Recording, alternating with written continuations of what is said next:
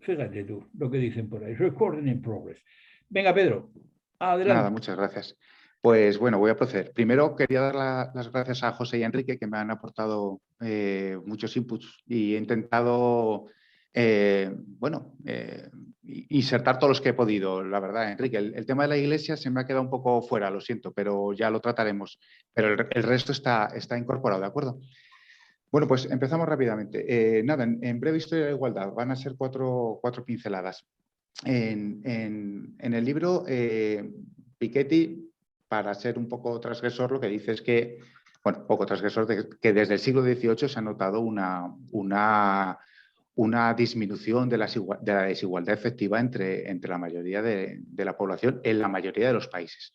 Una cosa es que sea, como él insiste mucho, un leve descenso en la desigualdad. En ningún momento está diciendo que desde el siglo XVIII haya habido índices de igualdad o mejoras sustanciales en las condiciones de vida laborales y de otro tipo de las personas. Piketty lo achaca esto a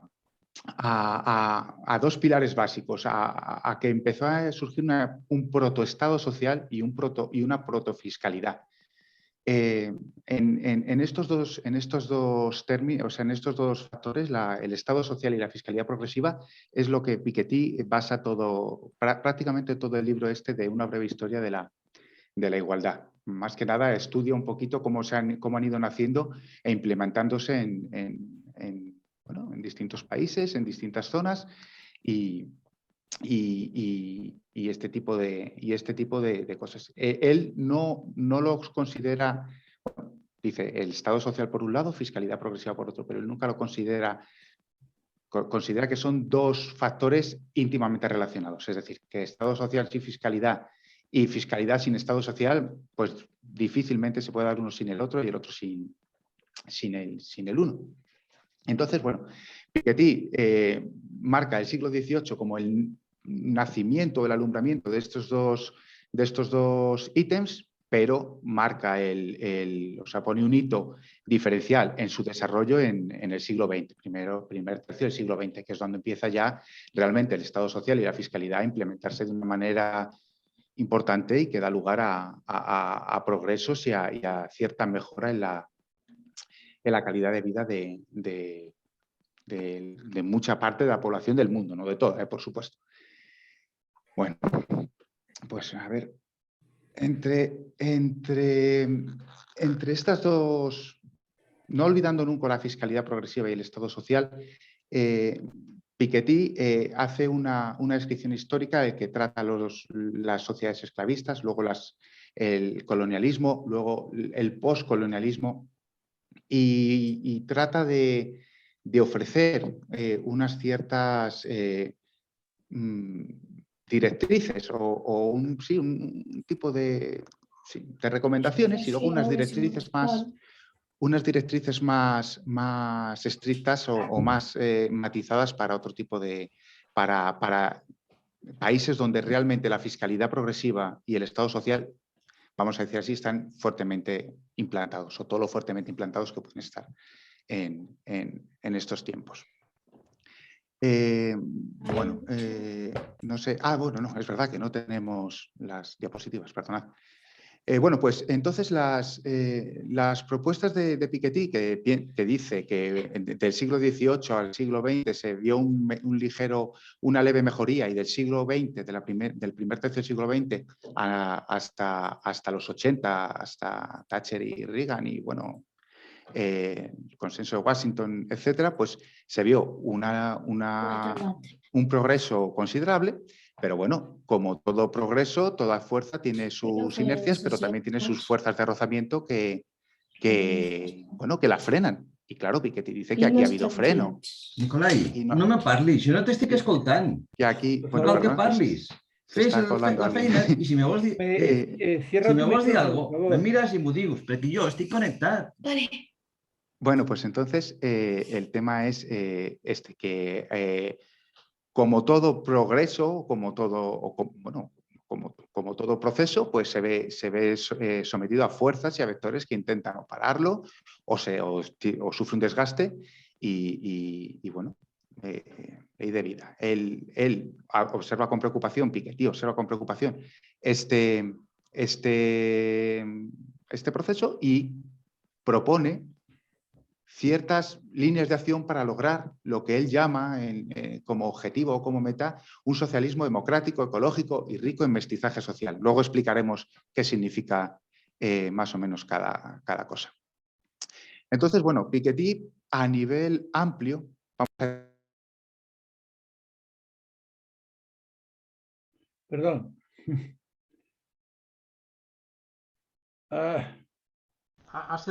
Pedro, has cerrado tu micro. Has cerrado tu micro. Sí. No te oímos. Abre el micro, Pedro. Sí. No sé qué pasó. No sé qué pasó, perdonad. Se ha cerrado.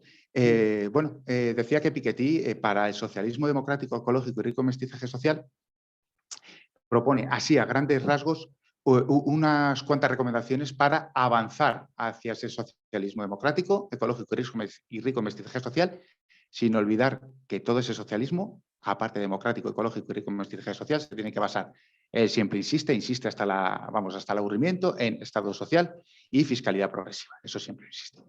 Bueno, pues a Piketty le preocupa en el tema de la educación, que la igualdad educativa llegue a ser real, o sea, que más o menos se pueda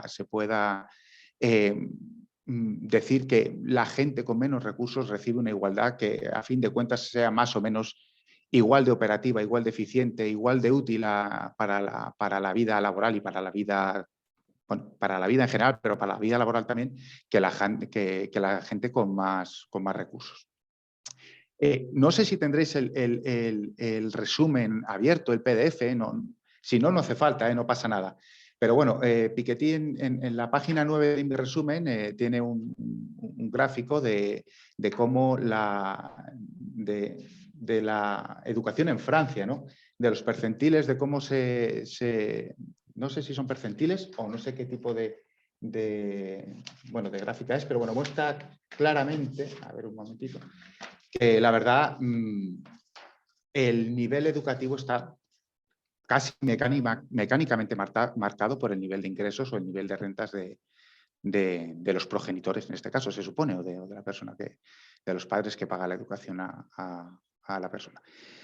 Este es un tema que Piketty trata mucho porque, bueno, en Francia coge para tratar este tema dos ejemplos, dos paradigmas, el estadounidense y el francés. El estadounidense todo lo conocemos con las superuniversidades prestigiosísimas de la Ivy League, pero que sin embargo son carísimas y que poca gente puede permitirse, que bueno, que tienen un sistema de becas para determinados perfiles, bueno, sí, minorías y también deportistas de élite, también hay que decirlo y tal. Bueno, pues no consiguen disminuir esa brecha entre educación de calidad y futuro laboral. Ni tampoco desligarla de los niveles de ingresos de las personas. Bueno, pues ese ejemplo tan famoso, Piketty lo contrasta con el de Francia, que teniendo una estructura muy diferente... perdón. Muchas gracias. Muchas gracias, Ricardo. Bueno, que teniendo un percentil muy diferente, perdón, un percentil no, una estructura muy diferente de educación, un sistema público, bueno, tampoco logra escapar realmente de ese sesgo que imprime contar con fuentes financieras solventes en el momento de elegir las instituciones educativas por las que uno transita. Bueno, pues a ver un momentito, que me has tapado ahora mi presentación. Voy a ver si por aquí. Bueno, uno de los... hasta aquí dejamos lo de la educación. Ahora, Piketty, en segundo lugar, aborda, bueno, o se preocupa por la discriminación, por lo útil que llega a ser la discriminación positiva y las políticas de discriminación positiva.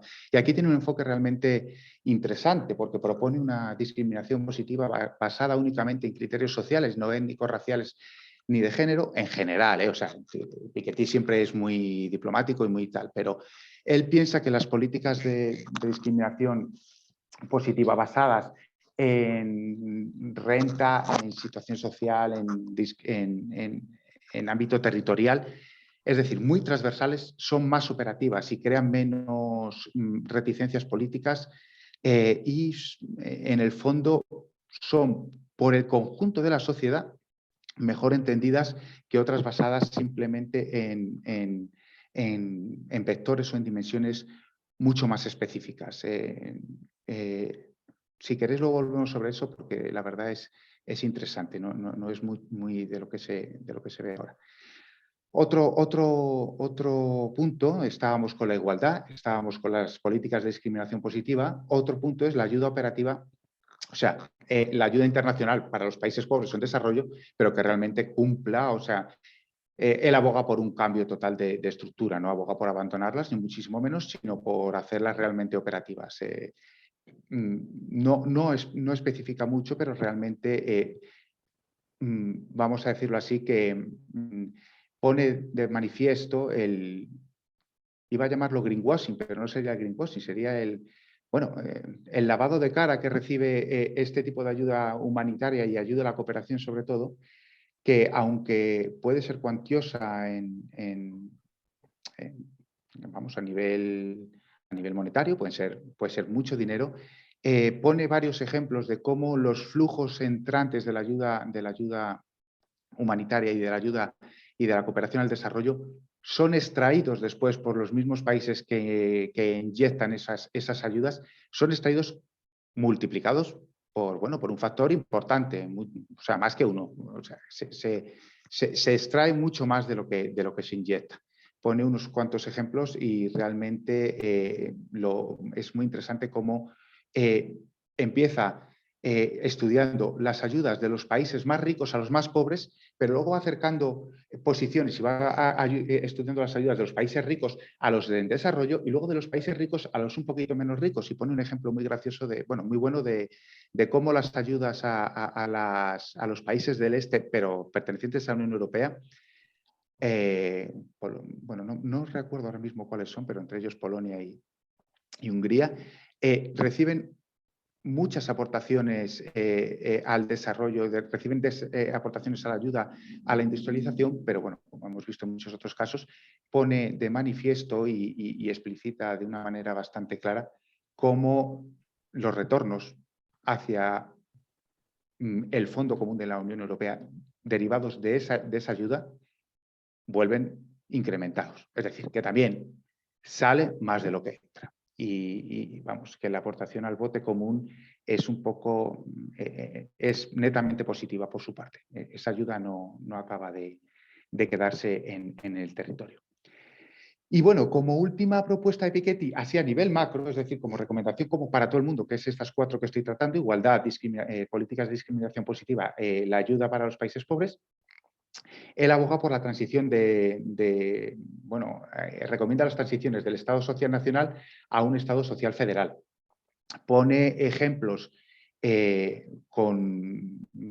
por ejemplo, un ejemplo en el que deposita esperanzas, que es una Unión Africana de determinados países, principalmente centroafricanos, para hacer una especie de mercado común mercado, no se limita al mercado común, porque sería mercado común, ayudas y otro tipo de ayudas más orgánicas sociales para no quedar en un Estado social federal como la Unión Europea, al que Piketty dice que es un Estado social federal muy bien montado, pero que por principios más que por capacidad, vamos a decir así, está mucho más orientado al mercado y al financiero y le falta mucho componente social. Mucha política fiscal común y mucho componente que es de consolidación de una federación real y no simplemente por decirlo así, de un tratado de libre comercio con ciertas extensiones. Bueno, lo dejo aquí para ir rápido, que veo ya que va siendo bastante tarde. Estos son 4 elementos macro para todo el mundo. Piketty se detiene más en los países con un Estado social y una fiscalidad progresiva ya implantados y que desde los 80 y la época neoliberal pues se ven ciertamente erosionados, cierto tipo de progresos y de avances. Vale. Bueno, pues para esas barreras, dentro de estos estados en los que nos somos Europa, países occidentales desarrollados, Estados Unidos, Para intentar frenar este deterioro de lo que era el Estado social y la fiscalidad progresiva, es decir, la fiscalidad progresiva ha ido perdiendo progresividad, él propone 6 puntos principalmente, que son, os lo digo al principio, luego entro mínimamente con ellos, porque luego estos sí que son, estos sí tienen enjundia pensamos nosotros, para debatirlos entre todos nosotros. Renta mínima, esto no tal, eso sí, Piketty, para renta mínima no la disocia del trabajo, o sea, la gente que está trabajando y que está en unos escalafones muy bajos de sueldo también podría recibir renta mínima, no es como otras. También propone una garantía de empleo, no sé si os suena esta medida, es muy de la teoría monetaria moderna también, que es garantizar que una persona o que todas las personas pueden tener un empleo a tiempo completo, si lo desean, con un sueldo mínimo a determinar, pero que por supuesto sea digno. Una vez implementada la renta mínima y la garantía de empleo, Piketty propondría estudiar la herencia universal, no sé si esto suena también es un poquito de Christian Felber y de los de teoría monetaria moderna, que es, por ejemplo, que al llegar a un umbral de edad, antes se pensaba a los 18, luego se pensó mejor que era mejor dar un tiempo para que la gente se asentase, ahora se dice a los 25 años, que todo el mundo pueda recibir pues X cantidad. Se habló en Europa de 125.000 euros, se habló en otros sitios de 100.000, en otros de 60.000, bueno, a determinar, eso depende de cada estudioso y de cada organismo que propone.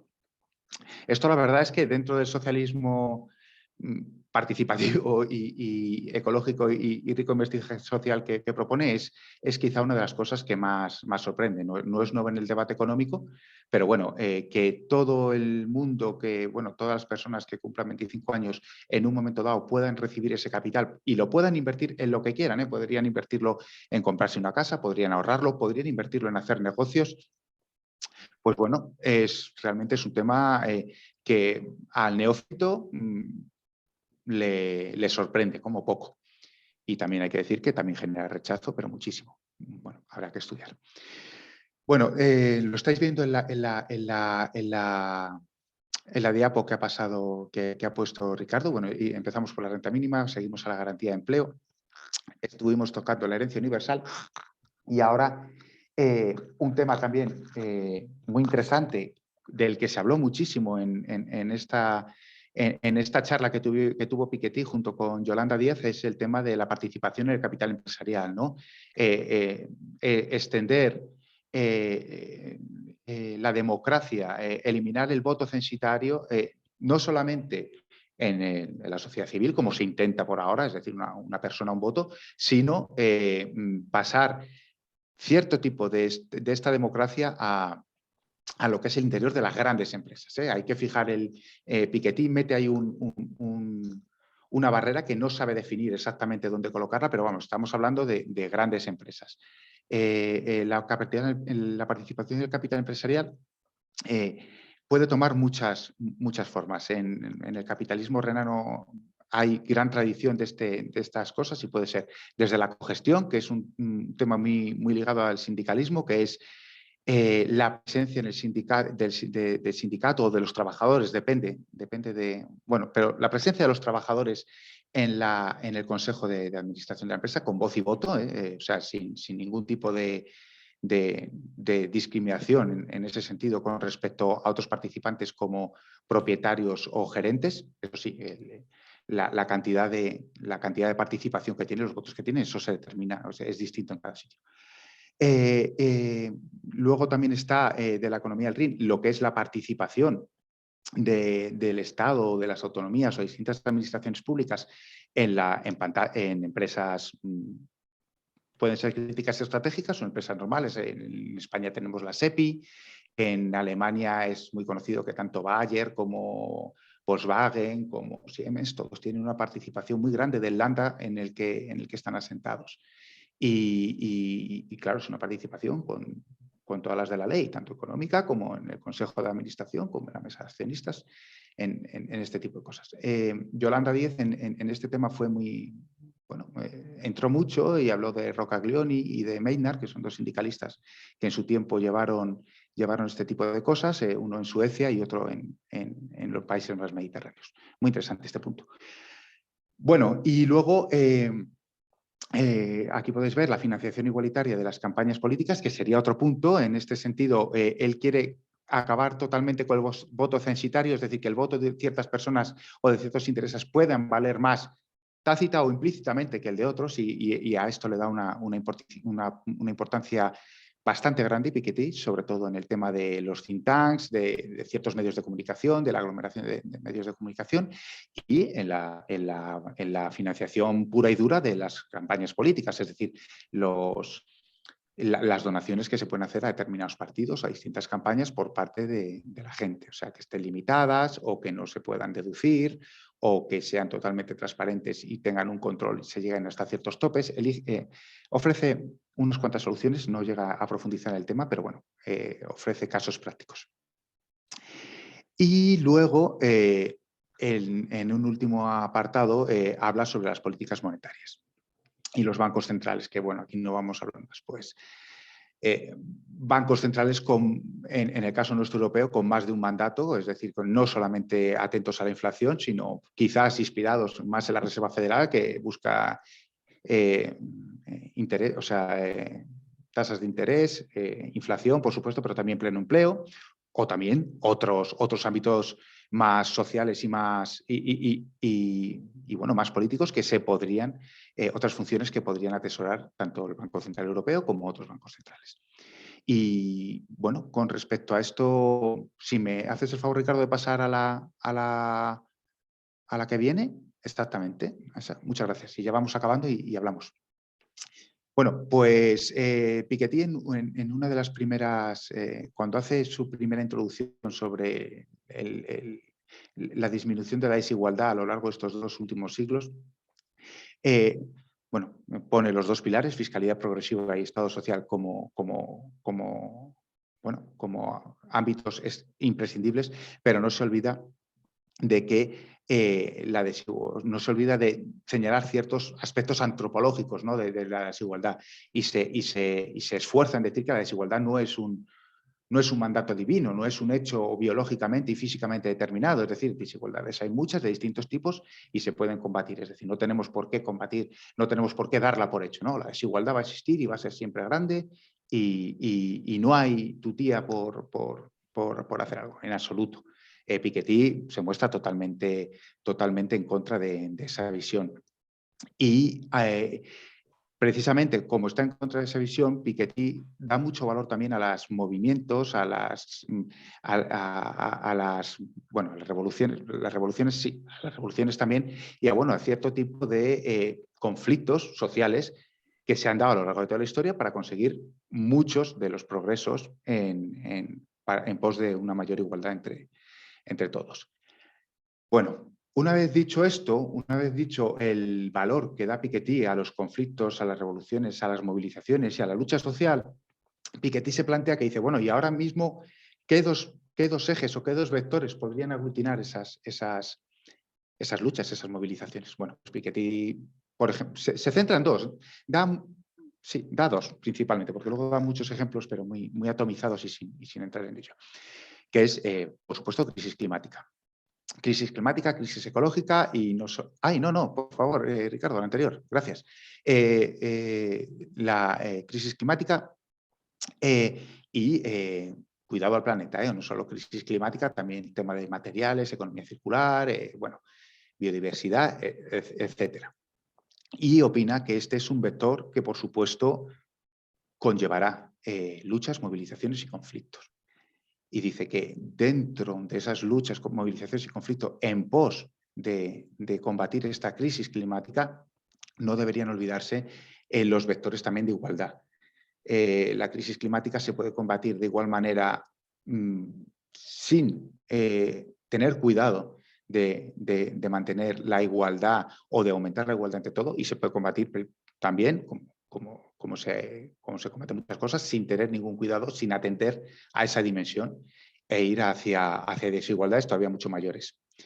Bueno, pues ese es un vector. El otro vector es China a la que le da una importancia muy, muy grande, dedica unas buenas hojas al tema de China. Y, hombre, aunque por supuesto no deja de poner de relieve, bueno, pues el tipo de Estado que China en cuanto a libertades individuales y civiles, pero dice, bueno, pero tiene otras potencialidades que pueden influir en cierta manera a Occidente, como en su día influyó la URSS en Occidente, en Europa, bueno, y en todos los sitios. Como pone como ejemplos, por ejemplo, una deuda o una situación macroeconómica bueno, pues bastante saneada para los estándares occidentales. China ya también empieza a ser un hegemón monetario. Y luego también dice que a nivel moral también tienen ciertos aspectos, como por ejemplo que China, por lo que parece, yo estuve viéndolo y creo, parece que ser que sí, que China, por mucho que contamine ahora, si llegase a tener unos estándares europeos o occidentales de contaminación, habría llegado a desarrollar un país de 1.000 millones de personas habiendo emitido en neto mucho menos que nosotros. Es decir, que podrían decir, bueno, nosotros contaminamos mucho ahora, pero persona a persona y de aquí a 200 años para atrás os hemos ganado en emisiones, os hemos ganado o sea, hemos ganado para bien, hemos emitido menos, Bueno, es un estudio curioso y bueno, lo pone de manifiesto. Y más o menos, ya no quiero seguir mucho más. Creo que esto es un resumen bestial, porque me he saltado muchísimas cosas, o sea, no tal. Pero hemos puesto, bueno, he puesto de relieve, no sé, esta panoplia de soluciones que creo que a lo mejor es lo más interesante para entrar a debatir entre todos. Y bueno, y nada más. Esto es todo. Y luego simplemente, al final os he puesto un enlace a un artículo de Juan Torres, bastante interesante, en el que enlaza mucho, quizá un poco, el tema de la fiscalidad sobre movimientos financieros y el monto, o sea, todo lo que se sacase de esa fiscalidad, ¿a qué podría destinarse? Y, por supuesto, podría destinarse, no sé si Juan lo llega a decir, pero creo que sí, a ámbitos, bueno, como los clásicos, sanidad, educación, justicia, infraestructuras, pero también no hay que olvidarse de estas cosas que, por ejemplo, propone Piketty: herencia universal, renta mínima universal, salario mínimo universal, o también el trabajo garantizado. Y esto es todo. Muchas gracias. Muy bien, Pedro, muchísimas gracias. La verdad es que justo has consumido media hora, que es digamos, lo correcto tenemos ahora por delante pues más o menos una hora para lo que decía al principio, es decir, o sea, entrar un poco en estos temas, posicionarnos, enriquecernos un poco, cargarnos de argumentos. Y bueno, yo, antes de dar la palabra, porque lo que sí me gustaría es justificar por qué, hasta cierto punto, llevamos ya un par de talleres hablando de las propuestas de Piketty, ¿no?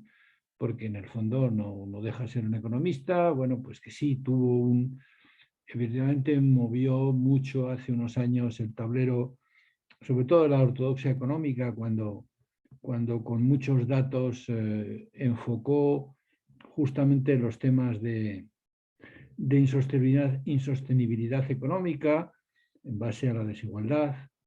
Y entonces, bueno, pues yo creo que para una organización como ATTAC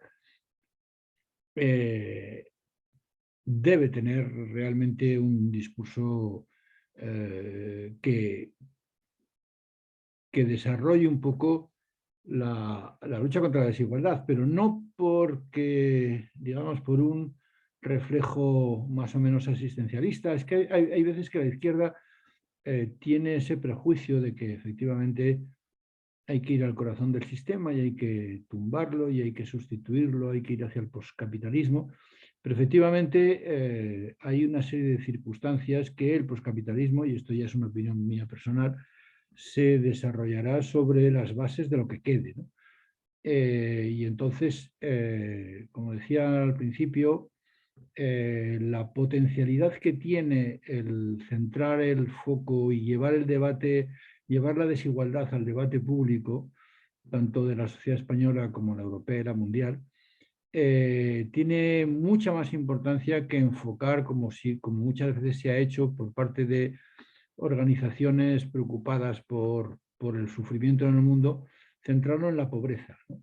La pobreza, es decir, la pobreza eso es un tema que tiene que ver con las personas que la sufren y hasta cierto punto, y con la solidaridad de las personas que quieren ayudar o que quieren asistir a esas personas que sufren, mientras que la desigualdad es un concepto mucho más colectivo, es un concepto más de sistema, mucho más sistémico, ¿no?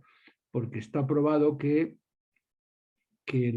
digamos, los grandes problemas sociales de la sociedad en su conjunto, como colectivo, siempre se han producido cuando los niveles de desigualdad son percibidos, e insisto en la palabra percepción, porque la desigualdad muchas veces es un tema de percepción, es un tema de que la gente siente la desigualdad, aunque los indicadores sean mucho más complejos de fijar que en el caso de la pobreza.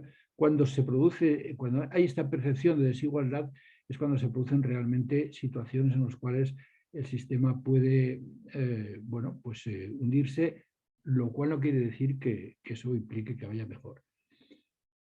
Dicho esto, vamos por tanto a organizar un poquito el debate. Yo os diría que por favor no hicierais intervenciones de más de 2-3 minutos. Levantáis la mano.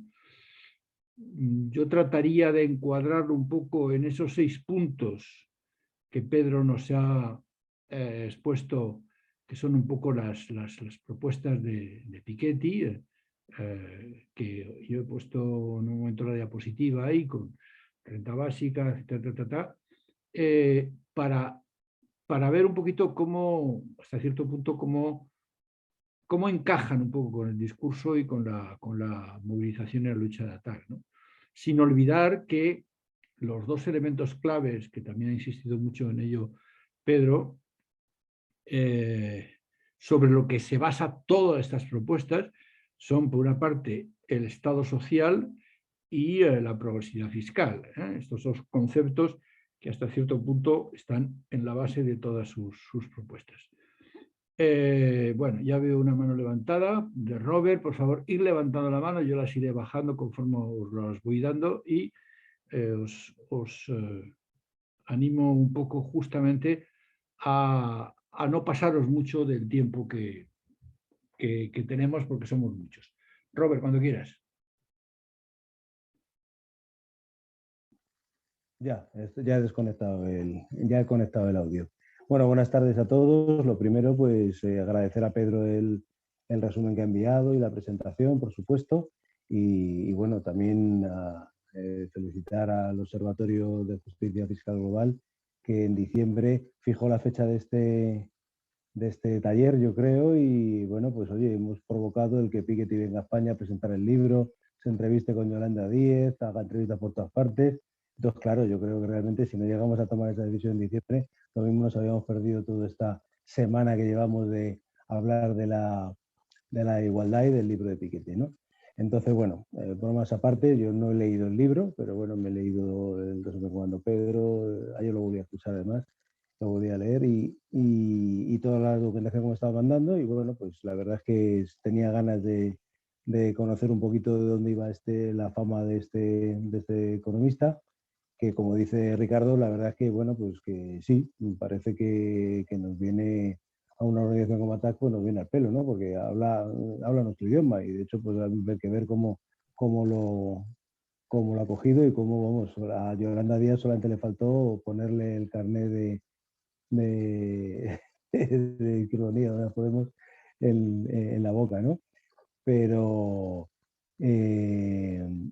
entonces de todo lo que he visto, me ha llamado la atención una cosa muy especial, porque es algo en lo que realmente hace mucho tiempo que incido y que lo he comentado 1000 veces y que sin embargo pasa un poquito desapercibido. Estamos acostumbrados a los índices y todo el mundo habla del PIB, ¿no? Entonces, sea, el momento en el que destaca el que si seguimos haciendo caso de índices distorsionados y que están amañados para unos determinados objetivos, pues evidentemente nunca vamos a salir del círculo ese de fijarnos en el PIB. Simplemente hay índices ya también muy reconocidos como el IDH, que si tú el ranking de países del mundo, en vez de verlo por el PIB, lo pones por el IDH, pues resulta que las primeras potencias del mundo dejan de serlo, ¿no? Y hay otra forma de ver el mundo, ¿no? Y yo eso a mí me ha llamado la atención desde hace pero muchísimos años. Yo me acostumbraba mucho antes de entrar en ATAC, me gustaban mucho los libros de la editorial ACAL que tenía el estado del mundo y bueno, ahí siempre venían los rankings por detrás y claro, cuando veías el ranking con el IDH, decía, pero bueno, ¿y esto? ¿Cómo realmente se está hablando constantemente del PIB? Que el IDH también, el índice de desarrollo humano,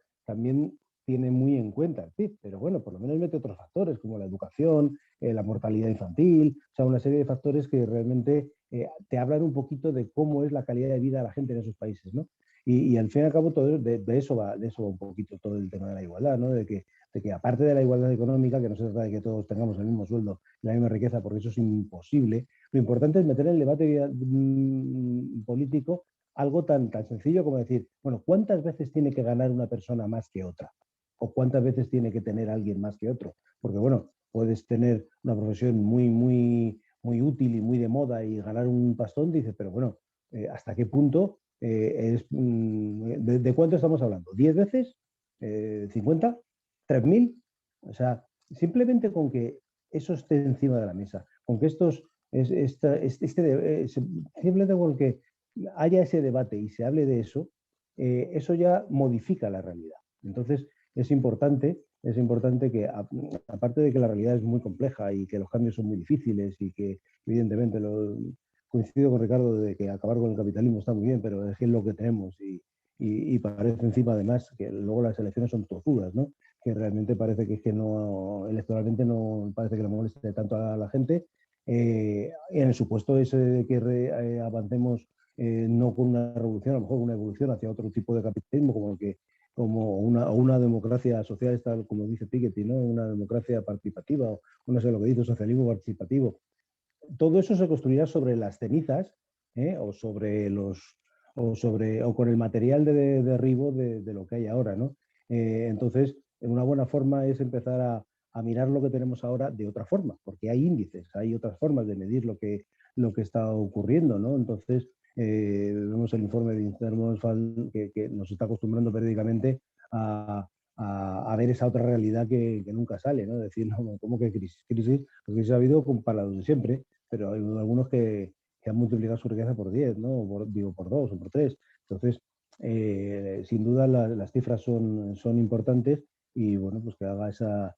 me ha llamado mucho la atención el que focalice sobre eso. Es lógico, en cierto modo, porque una persona que está todo el rato sacando víveres, se pasa la vida sacando índices, tablas, referencias y comparativas, pues claro, le tiene que aberrar el hecho de que todo se mida con el PIB, con lo falso que es ese índice y lo tendencioso, ¿no?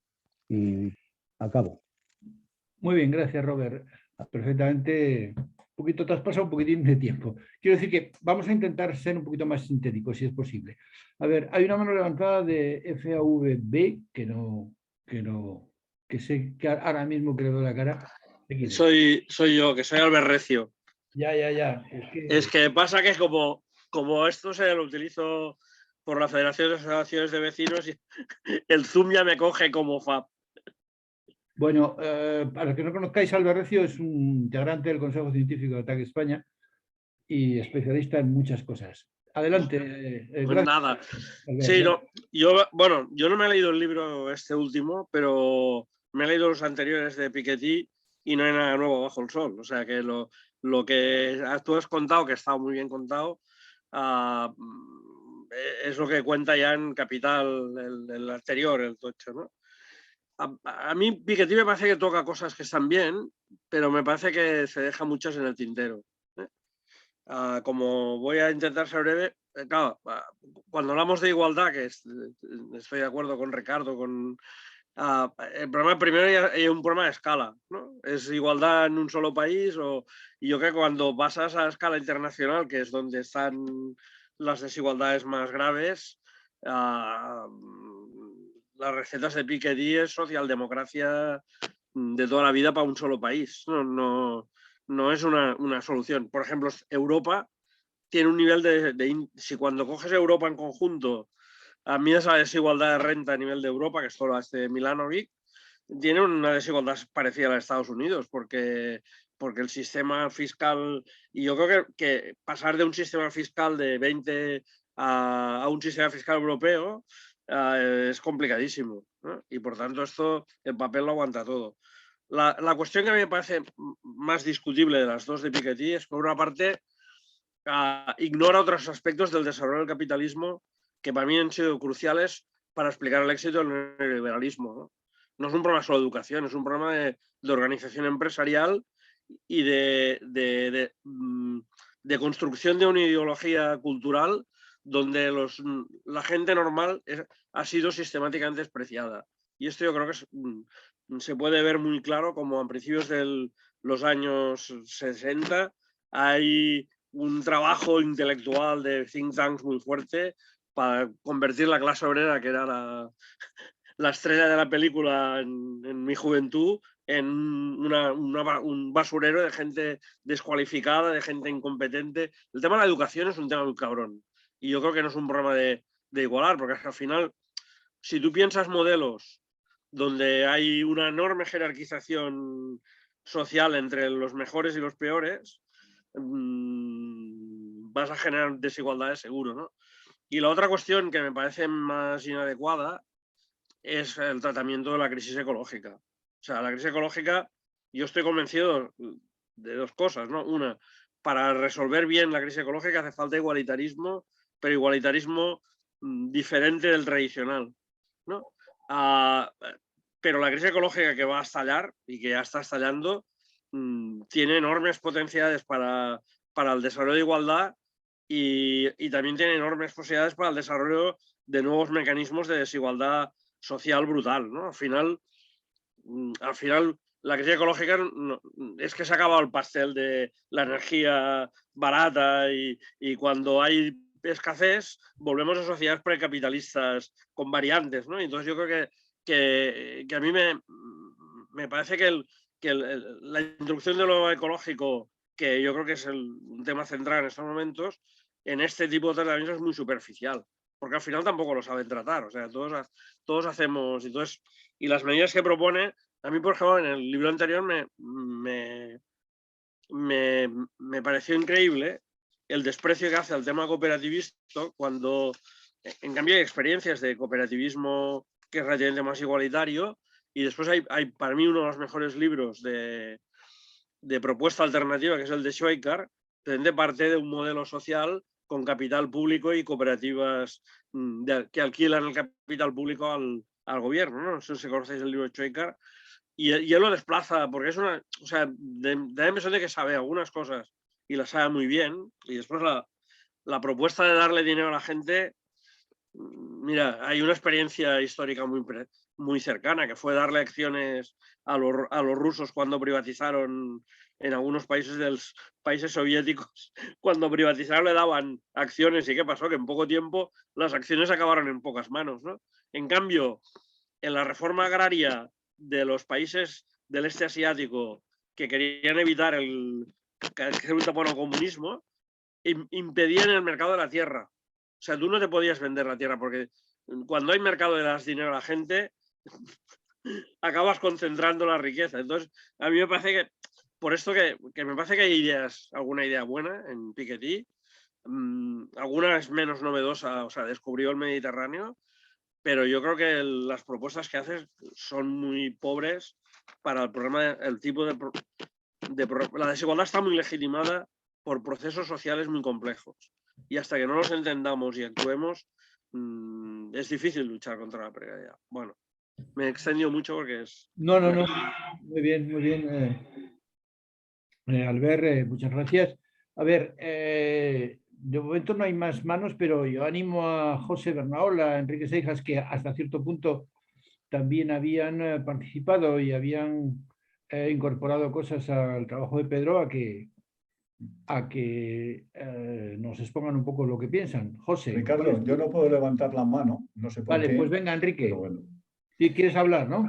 Bueno, sí, hacer un comentario. Venga, pues, yo creo que Piketty no pretende descubrir el universo. Piketty lo que hace es una reflexión sobre sus investigaciones. Pero para mí lo importante de ese libro, de sus 3 libros, es que ponen en el centro del debate 2 aspectos que me parecen importantes, ¿no? Uno es el reparto de la riqueza, que en los últimos 40 años pues, ha quedado absolutamente marginado y la izquierda lo ha olvidado. Y otro, que lo toca muy de soslayo, pero que también lo toca, es el reparto del poder. Y estos 2 aspectos los plantea en un entorno no revolucionario. Es decir, en un entorno en el que la única posibilidad es la de la socialdemocracia desde su punto de vista. Y yo en eso coincido con él. O sea, no veo perspectivas de cambios radicales, salvo que sea un entorno de levantamiento popular, ¿no? En ese sentido, creo que establece las bases para un debate importante, ¿no? Para mí es muy importante, por ejemplo, el plantear la idea de poner límites, no solamente el reparto de la riqueza, sino poner límites a la acumulación de la riqueza. En este momento, por ejemplo, pues hay casos absolutamente escandalosos, como pueden ser los grandes millonarios americanos que se han hecho billonarios en los últimos 20 años, ¿no? O los que plantea el último informe Oxfam. Y el otro aspecto que toca de soslayo, que es el reparto del poder, cuando propone, no profundiza en absoluto, y es verdad, como dice Recio, que es muy superficial, pero cuando plantea el reparto del poder. Y el reparto del poder, él habla de los tratados internacionales, habla de un nuevo federalismo, pero hay otros aspectos, quiero decir, deberíamos hablar de cuál es el futuro del Estado-Nación, en qué consiste la soberanía o cuál es el poder que se le puede asignar a organizaciones, instituciones inferiores, como pueden ser, en el caso nuestro, las autonomías o los landes o las grandes ciudades, ¿no? En el futuro. Yo creo que esto da para un debate. Lo importante es que en este momento la izquierda no está ofreciendo ningún modelo. La izquierda carece de modelo y los valores que le sirvieron tradicionalmente para identificarse, en parte han sido absorbidos ya por el Estado social, en parte la derecha los ha manipulado y la izquierda los ha abandonado, ¿no? Sobre todo desde el señor Blair y el señor Higgins. Bueno, esto no es izquierda. Sí. Y a lo mejor un debate de este tipo serviría para elaborar un nuevo paradigma de izquierdas y para mí ese es lo más importante. Las propuestas concretas de Piketty pues son unas propuestas más y evidentemente no tiene un saber universal ni es un genio a ese nivel, no puede inventarse el mundo, ¿no? Ya está. Gracias, Enrique. Vamos a ver. Joan levanta la mano. José, ¿tú querías intervenir, Bernaura? José. No, yo espero un poquito. Yo voy a dejar que intervengan los demás y yo al final a lo mejor digo. Yo quería también aportar algo, pero está antes Joan. Cuando quieras. Joan. Vale. No, yo tengo que decir primero que no he leído todos los libros completos de Piketty, he leído, bueno, artículos, cosas que ha hecho, y en este sentido, pues no quiero hacer afirmaciones muy absolutas, pero lo que creo que es su importancia, yo creo, su contribución más importante, no es tanto conceptual ni de nuevas ideas, sino de trabajo empírico, ¿no? De recogida de información, y creo que esto es lo más importante y realmente creo que es muy válido, ¿no? Desde luego, muchas de las ideas que da pues las ha ya tocado otra gente y yo creo que a mí me falta, ya digo, por lo que he leído indirectamente, que entre más a fondo en temas de diferenciar entre igualdad, desigualdad, justicia, equidad, lo que es un ingreso digno, porque todo esto son a veces conceptos y objetivos, ¿no?, de progreso que se solapan y que a veces son contradictorios, ¿no? Por ejemplo, el tema de decir, si vamos en un contexto de recursos que se terminan a pretender reducir las desigualdades, pues bueno, ya está bien, pero a lo mejor nos vamos todos demasiado arriba o queremos, ¿no?, que todo el mundo llegue a un nivel de consumo de recursos con no muchas desigualdades, pero que es excesivo, ¿no?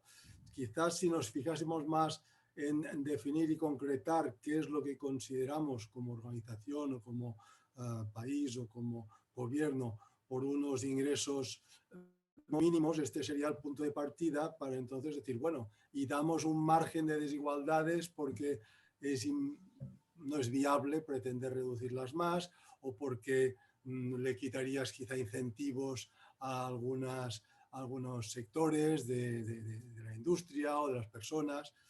Y este tipo de discusión no lo he visto. No sé si a los que habéis leído, pues así al completo, si tenéis alguna idea sobre lo que haya podido decir en estos temas más, digamos, conceptuales, y si ha dicho algo novedoso, pues me gustaría que me lo explicarais, aprovechando que nos habéis dado esta visión un poco como el Reader Digest, ¿no? Los que ha dado Pedro ha sido aquellos. Antes había aquella revista que se llama el Reader Digest, que te daba el Quijote en 2 o 3 artículos reducidos, ¿no? Que a veces decías, pero qué bestia, ¿no? Pero bueno, a veces cuando nos pasa como a la mayor parte de nosotros, que no nos podemos leer totalmente todas las cosas aparentemente interesantes que salgan, pues va bien, ¿no?, ir por etapas, ¿no?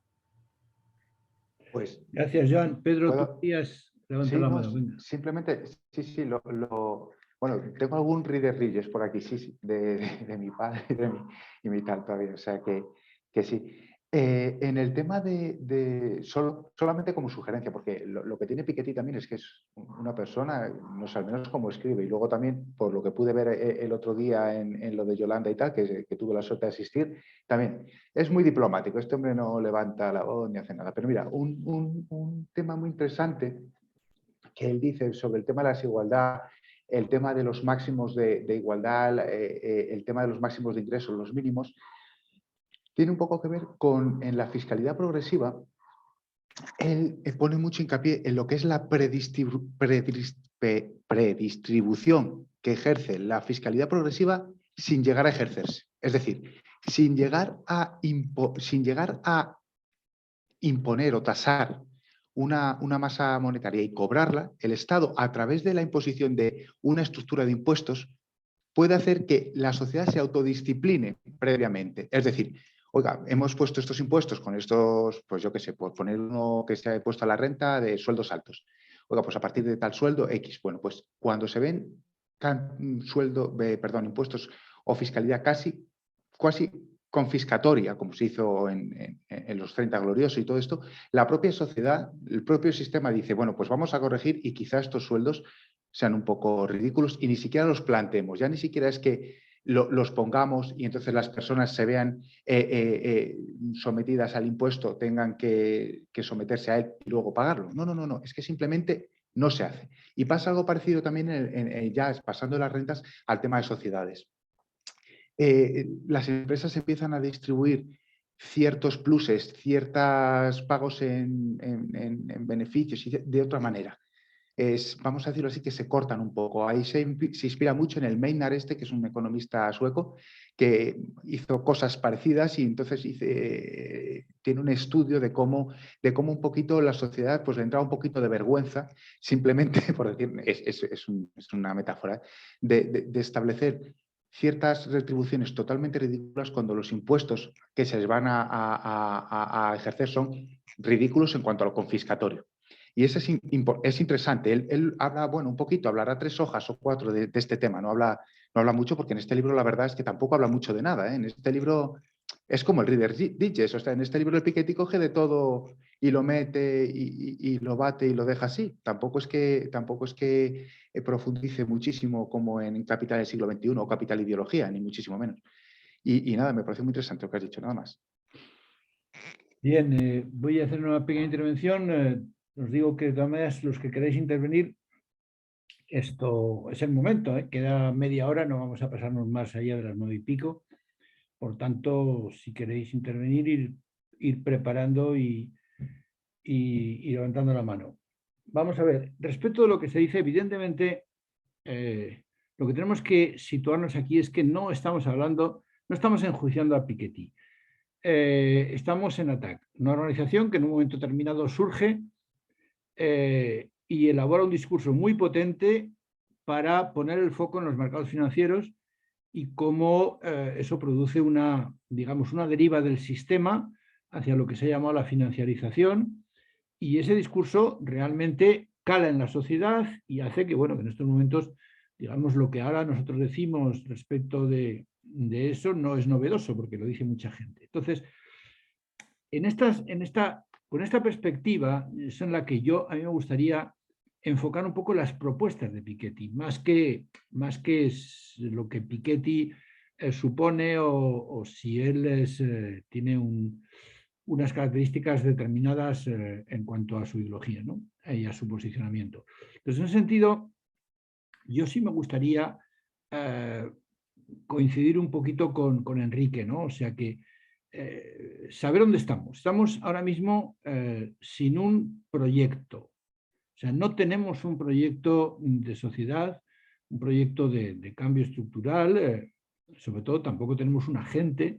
O sea, estoy hablando, bueno, casi en majestático, ¿no? O sea, no tenemos, quiero decir, me estoy refiriendo un poco a la gente que durante muchos años llevamos, o sea, dando la vara para que este sistema puede ser mejor, es perfeccionable y sobre todo es profundamente injusto. Entonces, en una situación de resistencia, porque esa es la palabra, una situación de una estrategia de resistencia, es donde hay que elegir muy bien cuáles son los elementos en los cuales ponemos un poco el acento.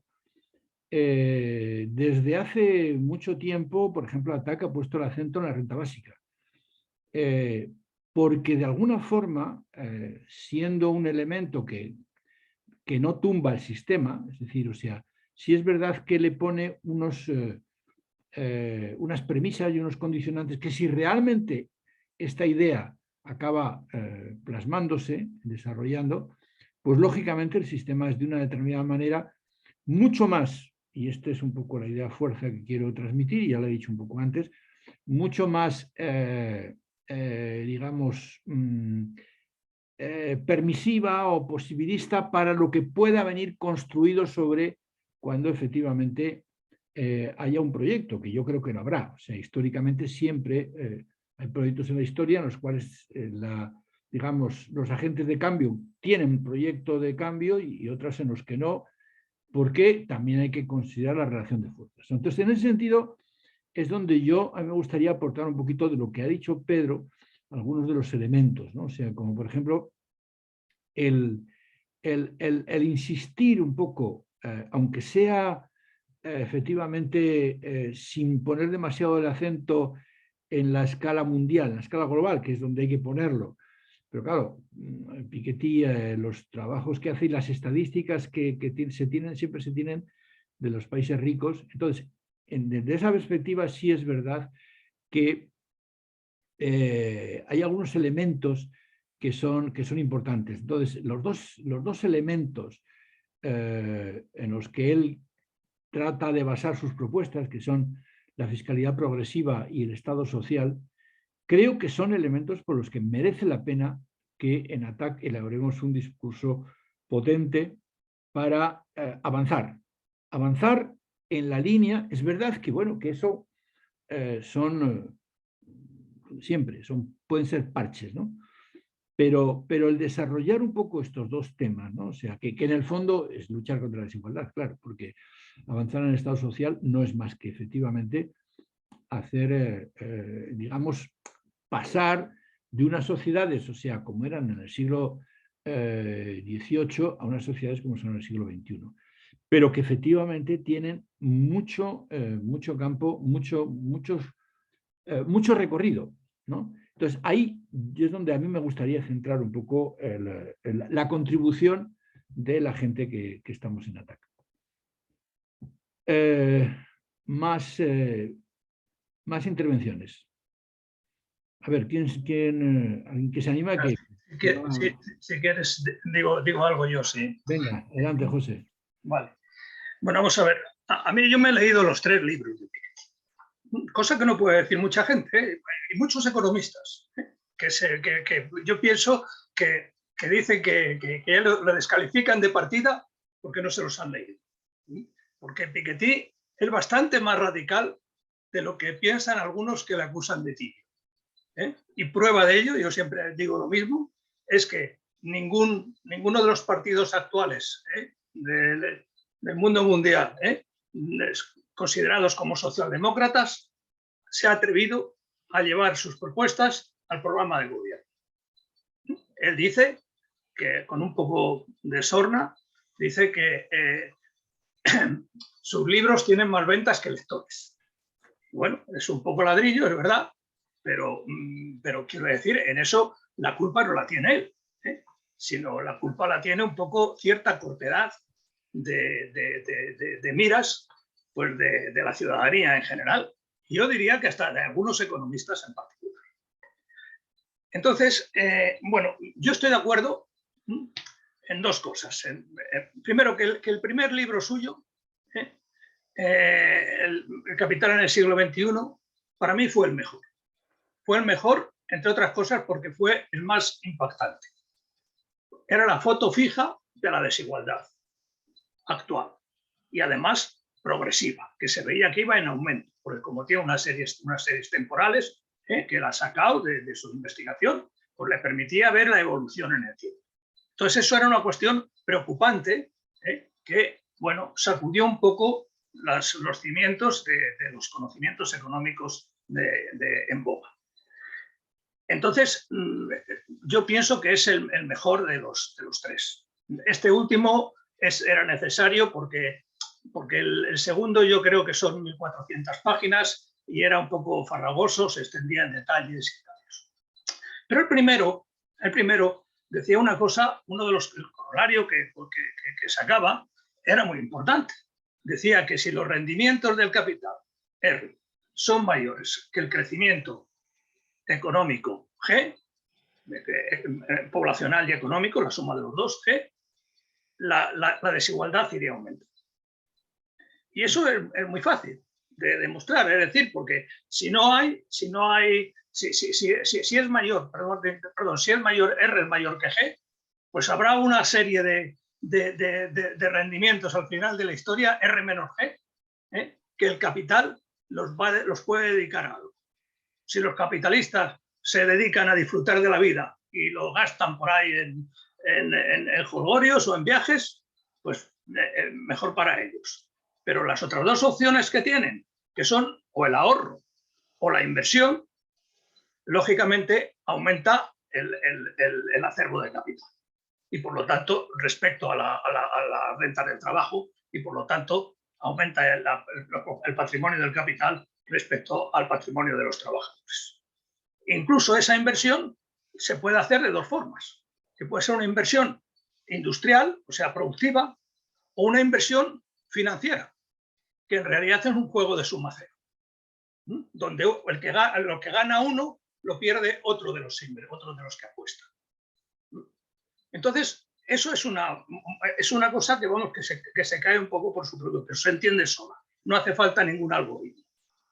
Entonces, ahora bien, decimos, bueno, pues si la cuestión es reducir R menos G, pues ¿cómo podemos hacer? Disminuimos G, el crecimiento, como dicen algunos, no, por cuestión de ecológicas hay que decrecer. Bueno, hay que ver cómo hay que decrecer, porque no podemos decrecer todos igual. No se le puede decir a los indios que han crecido, bueno, pues que están como están ahora, mientras, como dice Piketty muy bien, todo el norte y todo Occidente se ha enriquecido a base del empobrecimiento y del extractivismo que ha hecho del sur, primero con toda la época colonial y luego toda la época postcolonial. Él es muy crítico con el colonialismo de su propio país, de Francia. El que lo ha leído, vamos, es que es demoledor. Y eso, él dice, pues ha ha existido pues hasta más allá de la mitad del siglo XX, que es cuando se independizó Argelia. Entonces, bueno, pues entonces ese R enorquece. Y luego otra cosa que tiene también es que dice que los rendimientos del capital R, todo eso lo dice en el primer libro, ¿no? Que los rendimientos del capital R, pues eso dependen sobre todo de los rendimientos financieros que dependen de la cuantía de ese capital.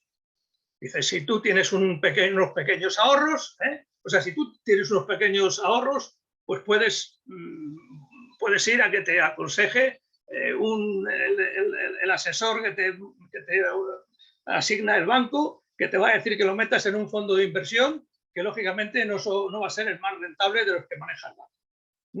Ahora bien, si tú tienes un buen paquete de millones de euros, entonces te puedes ir a un asesoramiento financiero de una empresa que te haga ganar dinero. Y él lo demuestra comparando las cuentas de resultados de las universidades americanas, de las fundaciones con las que se financian las universidades americanas, porque dice que son de las pocas cuentas claras en el mundo, ¿no? Y entonces ve cómo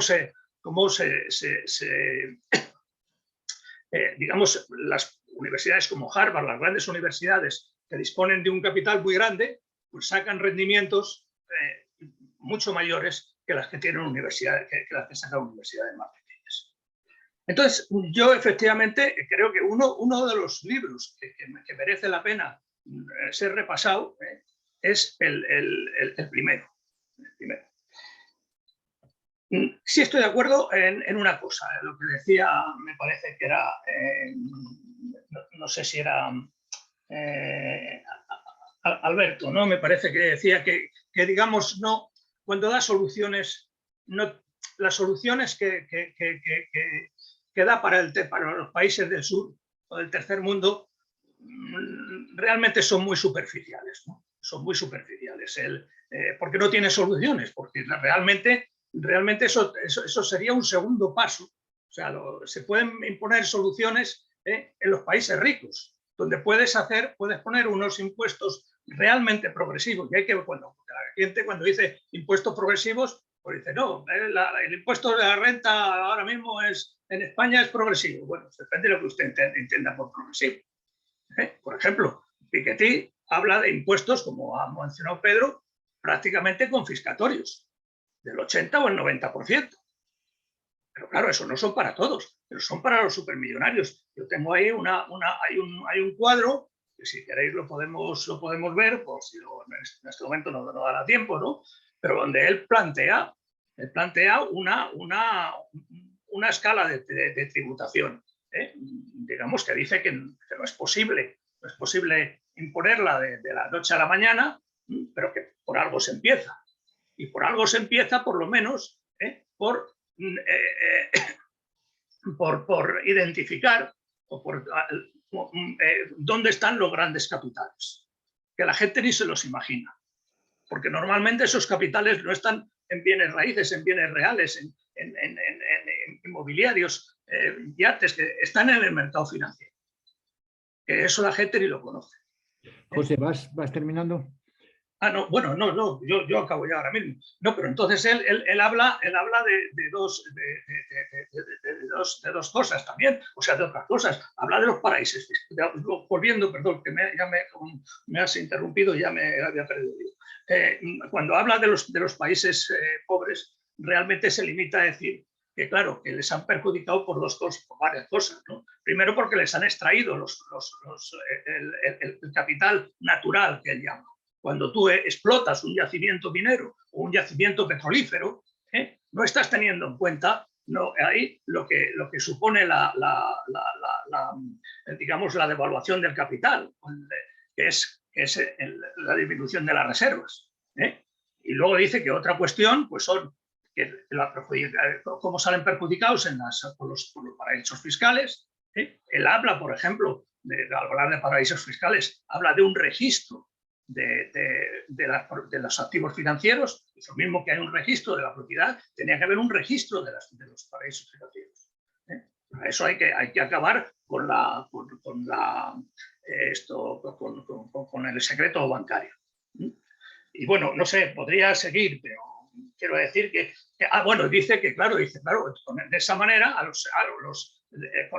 la globalización, oye, una de las posibilidades que tienen los países pobres es, pues digamos, cerrar fronteras. Pero si tú dejas que el capital circule libremente y que el país pueda importar sin ningún tipo de límite de contingentes materias del exterior que te venden los países ricos, pues entonces difícilmente. España salió de la pobreza con unas barreras arancelarias importantes que yo viví. Entonces, no tiene efectivamente soluciones para eso, pero no deja de nombrar cuáles son las causas. No me quiero extender más, no, podría seguir, pero vamos, lo dejo. Vale, todos podríamos seguir. A ver, Albert, querías intervenir, que tiene la mano levantada. Y luego Robert.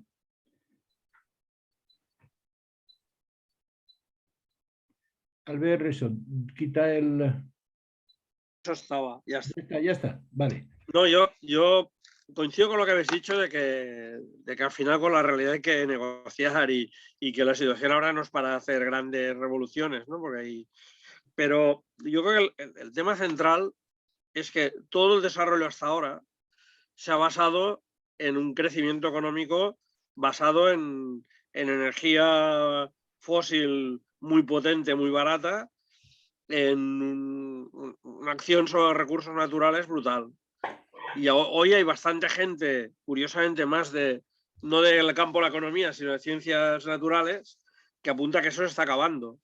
Y que, por tanto, el problema, desde mi punto de vista, las ideas que tú tienes, si el supuesto es que vas a poder seguir creciendo, y aunque nosotros crezcamos menos que los del sur, que este es el modelo que ha funcionado y que funciona, creo, en la cabeza de la mayoría de economistas, si eso no es así, si resulta que el petróleo, pues habrá poco petróleo y poco carbón, y aparte que hay cambio climático que tiene impacto sobre la producción agraria, si todo esto es así, el modelo que puede seguir ya no es el mismo que antes. Y por tanto, mi punto de vista es que estoy de acuerdo que la izquierda no tiene una alternativa, pero no tiene una alternativa porque no sabe encajar esto. Y que además es una alternativa complicada, pero si no se trabaja con esta hipótesis, yo personalmente, como pienso que la crisis ecológica va a ser real, la crisis ecológica se puede convertir en un aumento de la desigualdad brutal. Los ricos no van a dejar de consumir y lo que van es a crear. Y de hecho, en el fondo lo que estamos viendo actualmente en políticas migratorias y tal es precisamente intentar liquidar el acceso de gente a mucha gente, ¿no? Entonces, yo por esto pienso que el tema ecológico es más importante porque está en la base de todo el modelo y nosotros casi siempre hemos pensado, los economistas hemos pensado una vida ignorando las limitaciones del marco natural, ¿no? Y esto sí estoy leyendo, lo compré en inglés y no creo que no está traducido, un libro muy bueno de una economista de Oxfam que se llama La economía del donuts. Y yo creo que es un buen texto de reflexión de cómo pensar alternativas económicas desde otra perspectiva, ¿no? Y la otra cuestión que yo insisto es que a mí me preocupa el aumento de la desigualdad, pero el aumento de la desigualdad ha sido posible porque socialmente en los países ricos la desigualdad se ha visto bien, ¿no? Por ejemplo, el modelo sueco, que es el más igualitario que ha habido, en parte estuvo condicionado por una revuelta fiscal de las clases medias cultas, ¿no? Y este es un tema que hay que tocar, que no puedes ignorar, digamos, por qué la gente culta piensa que tiene que ganar mucho más y que no tiene que pagar tantos impuestos. Y esta es fue la base social del neoliberalismo. Sin tocar esto, que esto Piketty no lo aborda, que no tiene por qué abordar. O sea, a mí, yo digo, los dos libros de Piketty, yo en cambio me gustó más el segundo. El primero me pareció que descubría el Mediterráneo, pero pero esto no lo aborda y no tiene por qué abordarlo, ¿eh? Pero yo creo que este es un tema crucial. El neoliberalismo no ha triunfado solo con coerción, ha triunfado con apoyos sociales de amplias capas de la población que han aceptado la desigualdad. Y entonces, este es un tema que hay que abordar. Y yo creo que los temas de renta básica, para mí, lo siento, la renta universal me parece una solución que es una falsa solución a un problema mucho más socialmente más complejo. Pero bueno, ya lo discutiremos otro día. Gracias, Albert. A ver, ahora hay 3 palabras. Yo también quería intervenir, a lo mejor Pedro también quiere, o sea que os pido un poquito de concreción. Robert, venga. Bueno, yo evidentemente, a pesar de que eso no conozco su obra plenamente, me quedo con lo que he comentado antes, ¿no? Que a Yolanda Díaz solamente le faltó ficharle, ¿no? para el proyecto político, ¿no? Porque esa es la cuestión. ¿Tiene la izquierda realmente alguna alternativa? ¿Qué discurso tiene para de aquí a los próximos 20 años? Porque evidentemente ahora mismo hay una ensalada de opciones que, bueno, pues como al fin y al cabo todo termina siendo una suma vectorial, de cuando realmente todos los vectores están dispersos, la suma total es que es muy poca. Y es lo que me refería también antes de decir, bueno, es que luego las elecciones son tozudas, ¿no? Ahora mismo en Francia nos enfrentamos a una reelección en la cual, a lo mejor en la segunda vuelta, Macron, estamos todos dando palmas con las orejas si sale, porque es que la alternativa es el populista este que ha salido, que tiene más peligro que todas las cosas, ¿no? Entonces, realmente cuando viene un señor así, tranquilo, sosegado, diciendo cosas que realmente, pues hombre, tienen que sonarnos bien, yo creo que a todos nos suenan bien. Podemos estar más o menos de acuerdo con unas cosas, podemos decir que es que siempre se va a olvidar de 1000 temas que todos, cada uno tenemos nuestro punto ahí clave, pero yo no le puedo poner ningún pero. A estas alturas de la película ya no le puedo poner ningún pero, y a cualquiera que realmente con fuerza parece que sale para adelante, lo único ayudarle para que realmente vaya para arriba. Antes comentaba lo de que cita índices así, que digo, bueno, pues es que simplemente con detalles tan pequeños como ese de decir, no, es que vamos a olvidarnos del PIB, pues a lo mejor ya era un cambio pequeño en el mundo, pero mucho más grande, pues es que fijarse, sacar a la palestra temas como decir, bueno, pues una cosa es el capital, otra cosa es la renta, ¿no? Esa relación que hace de cómo ha ido evolucionando la renta y la riqueza, ¿no? Del mundo, ¿no? Que ahora, bueno, pues ahora no sé en cuánto estará, pero si la renta global está en torno a los 90 billones de dólares, pues el total de acción de activos no sé si anda por los 270 o casi estamos a 3. Él habla de que ha habido veces en los que diferentes países que ha estudiado que ha estado en 6 veces, otras veces ha bajado a 2. Entonces, a lo mejor son esos indicativos en los cuales decir, bueno, pues realmente qué es el capital y qué es la riqueza. Eso no está en el discurso, en el discurso político. O sea, eso no está en el discurso de la calle. Hay gente que es que acumula el capital y ese capital influye sobre la forma de crear la renta. Y lo que siempre hemos luchado, los paraísos fiscales, ¿no? Como puede haber justicia fiscal en el momento en que realmente hay esa cantidad tan enorme de capital ocioso refugiado en paraísos fiscales, pero participando de esa economía y de esa renta, ¿no? Cuando esa renta global, al final, en vez de generar riqueza y generar trabajo y generar bienestar, al final se va volviendo más especulativa. Yo creo es que tiene muchos nexos de unión con nuestro discurso, y a mí, bueno, pues francamente me ilusiona bastante en la entrevista del otro día en el Circo de Bellas Artes, y leer todo esto, pues me levanta el ánimo, porque esa otra opción así de que es que también, o sea, yo el otro día estuve viendo ahí leyendo un artículo que compartió una compañera de Turiel, y puedo estar de acuerdo en prácticamente todo, pero es que le dices eso a la gente y se suicida.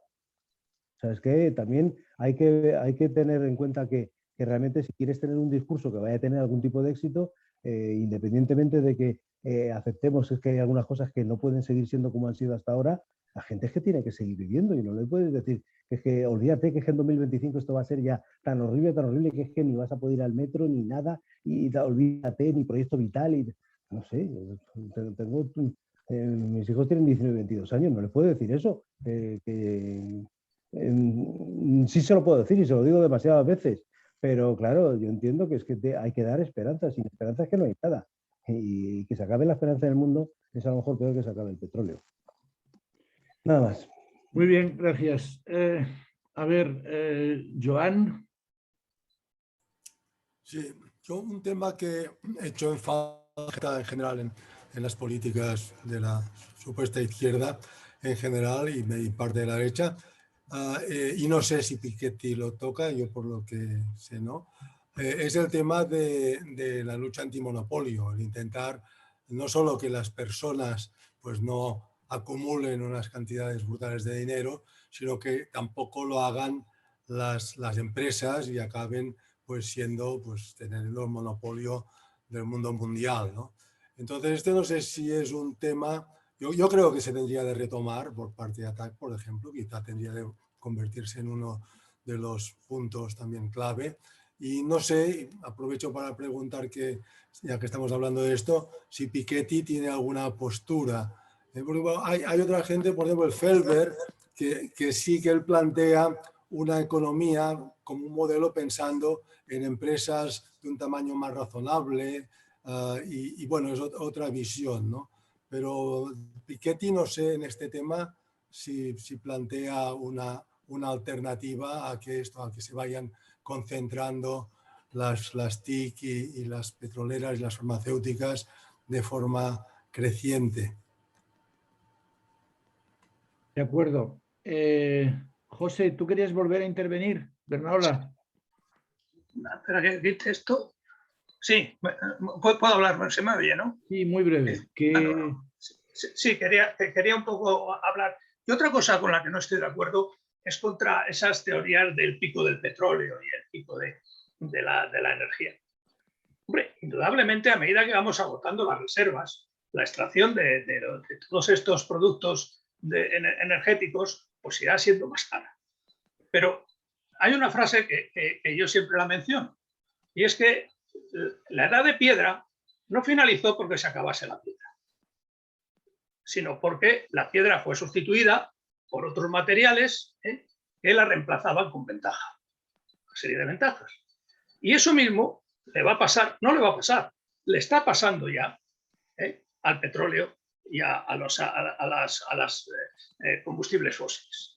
Es decir, ahora mismo nosotros la energía que se produce por eólica, hidráulica y solar es mucho más barata que la energía que se produce por quemando combustibles fósiles, principalmente gas, aparte de ser menos contaminante. Entonces eso es un golpe, un obús en la línea de flotabilidad de la industria petrolera. Y eso que la industria petrolera, o sea, los países productores de petróleo, si os dais cuenta, bueno, unos son más pobres, otros más ricos, pero dependiendo de la población que tienen. O sea, los países del Emirato o los países de Arabia Saudí, pues esos son ricos. ¿Pero por qué? Porque son el jeque y 4 primos suyos. Pero el precio del petróleo, el precio que se está pagando ahora mismo el crudo, pues ha estado realmente, cuando la crisis del 2008 estuvo prácticamente al mismo precio que en los años 70. Es decir, hace 50 años. Estoy hablando de dólares corrientes, no de dólares de francos. Es decir, entonces se pagaba a $32 el barril. Bueno, antes se pagaba a $2 el barril, claro. Cuando lo imponían las 7 hermanas que eran las empresas americanas que se encargaban de poner el precio que ellos querían al petróleo que había ahí. Pero después con la incorporación de la OPEC, subió a $32 el barril. ¿Qué es lo que supuso realmente? Una inflación que hizo cambiar la doctrina económica del keynesianismo al neoliberalismo. Entonces, José, perdona, si te parece, este tema yo creo que lo podíamos abordar en un taller en concreto, que es el tema... Si yo me refiero... No, quiero decir que vamos, que es que efectivamente nos vamos a otro... No, pero que me refiero a que no es el tema del decrecimiento realmente, que no es que primero no se puede aplicar con generalidad, porque unos países tendremos que decrecer más que otros, ¿no? Y que, que la cuestión no es por el fin de las materias primas, no es por el fin de las materias primas, eso es lo que quiero decir. Lo abordamos, insisto, es una propuesta que haremos y veremos si este puede ser un tema de otro taller. Son casi las 9:10, es tiempo de ir cerrando. Hay muchos que no habéis hablado. Yo, si queréis hablar, aunque sea muy brevemente, para decir qué os parece, si el tema os ha interesado, sobre todo los que habéis llegado nuevos. Y además yo os agradecería que en el chat, por favor, los que queráis seguir estando interesados en recibir las convocatorias de estos talleres, nos pongáis el correo electrónico. Yo lo que sí quería, tratando un poco de terminar, también a lo mejor Pedro quiere hacer alguna especie de cierre, ¿no? Pero yo lo que sí quería era insistir en algo que a mí me parece fundamental, y es que en esta situación que, como digo, se caracteriza por la resistencia, porque no tenemos un proyecto definido ni un agente que lo lleve adelante al que sumarnos en esta situación, yo creo que una organización como ATAC debe centrarse básicamente en la batalla de las ideas.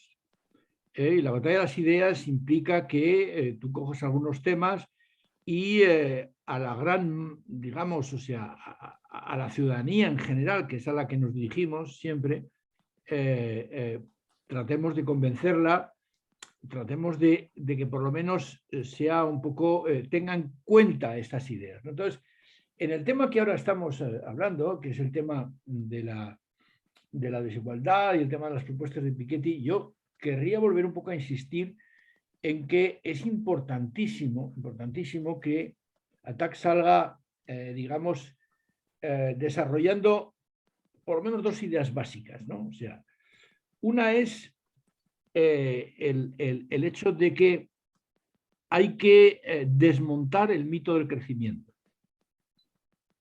El mito del crecimiento es en el que se basa, por así decirlo, el capitalismo, y sobre todo el capitalismo neoliberal, porque además está muy condicionado, como está súper demostrado a nivel económico, está súper condicionado y súper impulsado por los tipos de interés, porque realmente es necesario, con los tipos de interés, es necesario crecer, porque si no, esto se cae. Entonces, ahí es donde yo creo que ATAC debe salir claramente con un discurso de poner en crítica ese modelo del crecimiento y hablar de reparto, crecimiento frente a reparto. Y hablar de reparto es donde entra directamente pues lo que estamos hablando aquí digamos, del contenido de los libros de Piketty, ¿no? Porque reparto evidentemente es la progresividad fiscal. Por eso ATAC siempre ha estado ahí con el tema fiscal, y porque hasta cierto punto el defender valores como la justicia fiscal, el defender valores que hasta cierto punto indignan a los ciudadanos, como es que haya gente que no paga impuestos, mientras que los que no tenemos otra posibilidad pues nos lo quitan de la nómina. Es decir, esa es una idea clave, reparto frente a crecimiento. Y ahí es donde entra también la renta básica, y ahí es donde entra evidentemente otros temas que hoy no hemos tocado, pero que Piketty sí desarrolla. Por ejemplo, Piketty, una de las ideas que saca es el de empleo garantizado, ¿eh? Es decir, que es otra de las cuestiones que en ATAC hemos discutido bastante frecuentemente. Eso por una parte. Pero por otra parte está luego, digamos, el tema del Estado social, que incluye... porque el Estado social, ahí es donde también en este mundo de las ideas, en este mundo de oponer, es a decir, o sea, vamos a ver, esta sociedad que tenemos hoy es una selva porque es la ley del más fuerte, estamos en una situación en la cual los mercados determinan determinan por dónde tiene que ir la sociedad, qué es lo que, por dónde tiene que invertir, por dónde tiene que, a qué debe dedicar los recursos escasos. Y entonces ahí es donde entra la otra idea potente de Piketty en el punto de vista que es el Estado social. Porque el Estado social tiene que ver con los servicios públicos, tiene que ver con, digamos, o sea, una nivelación de lo que son derechos económicos, derechos sociales, derechos humanos. Esas dos ideas yo creo que están en la base del discurso de Attah, y en ese sentido Piketty creo que, porque no olvidemos que se ha dicho aquí también, y es que Piketty, otra cosa no será, pero datos tiene como para apoyar que no es ideas lo que estamos lanzando, sino hechos, ¿no? Entonces, bueno, un poco en esta línea quizás es con la que pensaba un poco ponerle broche. A no ser que, insisto, alguien quiera intervenir. No sé si Pedro, que has hecho el trabajo, tal, quieres añadir algo. Alberto, has estado muy callado todo el tiempo. En fin. Yo añado, si queréis, simplemente una cosa que muy yo en la línea algo también. Perfecto. Yo muy en la línea de lo que ha dicho Ricardo y también lo que ha dicho Robert. Bueno, que Piketty no es Hegel, no es Kant, no es un filósofo absoluto que tenga un sistema que define la realidad. Piketty va a lo suyo. Y hay temas como, por ejemplo, el tema del decrecimiento, de la ecología, de la crisis, tal que como historiador de la economía, pues tampoco tiene mucho dato, porque son temas relativamente nuevos. O sea que para eso ya tendremos a otros, que tampoco se le puede exigir a una persona que trate a todo. Pero lo que sí que tiene Piketty, como decía Robert, son ciertas formas y cierta actitud que yo creo que ahora son claves. Cierta forma de llevar este tema dentro de la ortodoxia, o al menos antes dentro de la ortodoxia. Y bueno, y nada, y simplemente eso. No, nada más, que muchas gracias por haber leído el resumen.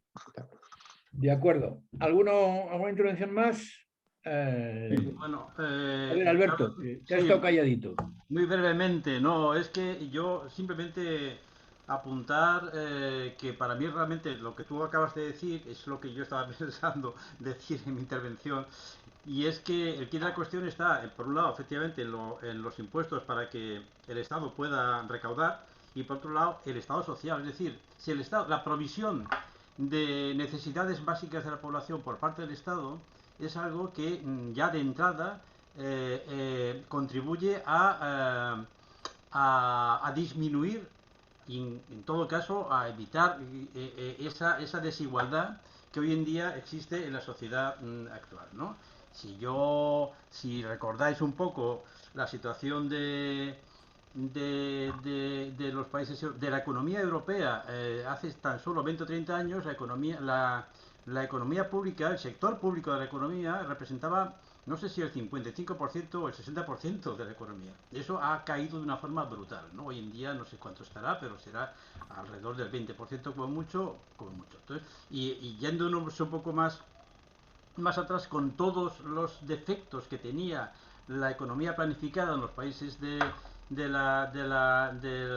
este en su momento, de los países que iban surgiendo de la descolonización en todo el mundo en los años 60, pues ahí, claro, resulta que efectivamente decías, bueno, los salarios son bajos, pero la población lo tiene todo cubierto, es decir, tiene cubierto la educación, incluso a nivel universitario, tiene cubierto la vivienda, tiene cubierto la sanidad, tiene cubierto absolutamente todo. Entonces, claro, eso, el Estado social en ese sentido, el Estado cuando es capaz de proveer este tipo de cosas a la población, ya de entrada estás eliminando la pobreza.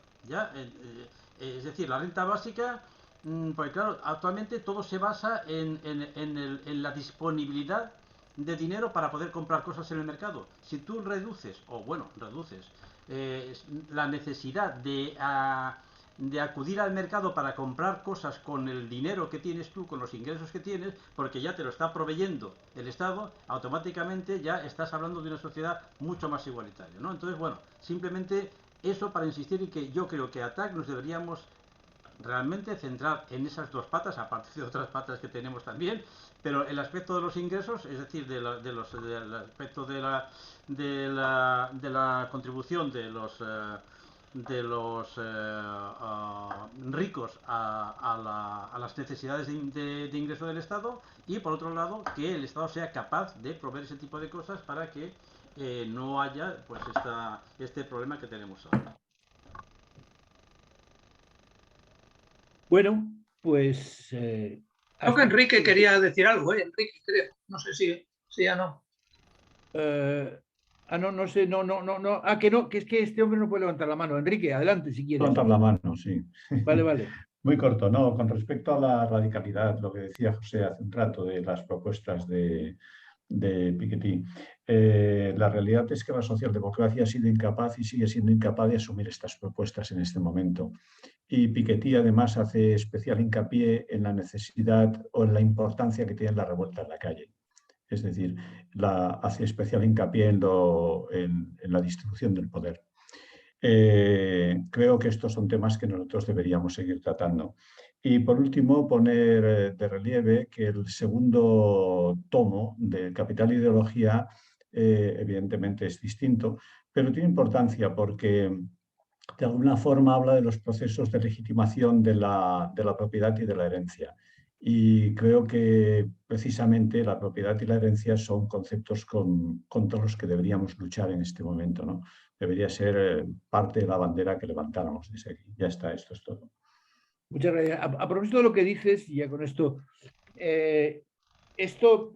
digamos, esta pata es más de taller, más de debate interno y tal, pero aparte de esto, tenemos, como bien sabéis, algunos debates que hacemos en YouTube con temas y tal. Y el tema este que tú ahora acabas de mencionar, yo creo que es el próximo que queremos abordar, que es el tema, digamos, de la desigualdad, lo que supone la herencia, es decir, lo que supone el hecho que en el fondo nos venden que esto es una sociedad de meritocracia y es mentira, ¿no? Entonces, quizá eso es un tema que lo vamos a sacar probablemente el mes que viene como un debate, pero como un debate de ataque, no de este observatorio.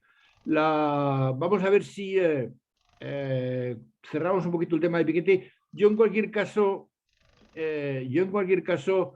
animo a leer el libro de Piketty, este pequeño, porque se lee fácilmente, mucho más que evidentemente los dos primeros, y bueno, pues a través del observatorio y del grupo tanto de WhatsApp como de correo electrónico iremos intercambiando opiniones. Antonio pregunta de cómo se deciden los temas de los talleres. Evidentemente es algo que en este caso, vamos, no está claro cuál va a ser el próximo, o sea que lo trataremos dentro del grupo a través de correo electrónico con propuestas que haya, y si hay una única propuesta, pues adelante. Evidentemente yo he sugerido que a lo mejor el tema energético, económico, energético, y el tema un poco del agotamiento de la energía barata, de lo que es los recursos fósiles, puede ser un tema de debate, porque es que además creo que puede ser bastante rico un poco con lo que le he oído, lo que le acabo de oír, y le he oído más veces hablar a José, a Bernarda, sobre ese tema. Por tanto, bueno, pues Antonio en el chat dice que ya lo ha dicho más de una vez, que a él le ha gustado mucho el libro Petroapocalipsis, pero bueno, ya lo discutiremos. Bueno, pues hasta aquí. Petrocalipsis de Antonio Turiel. Yo creo que es un libro que tiene atrás un gran conocimiento de las cosas, y aunque a otros no les guste, a mí sí me gusta bastante, y creo que no solamente ese autor, sino hay un cúmulo de autores en este momento que están abundando en el tema de los recursos y de otras cosas, como Alicia Vallejo, otros. Lo vemos en... Creo que ese es el debate, como muy bien ha dicho Albert, el debate de hoy. Ese es. Bien, bueno, pues hasta aquí. Gracias. Nos vemos dentro de un mes. Como bien sabéis, estos debates suelen ser los terceros miércoles de cada mes. Lo cual quiere decir que nos vemos aquí el día 16 de febrero. ¿De acuerdo? Pues buenas noches. De acuerdo, buenas noches.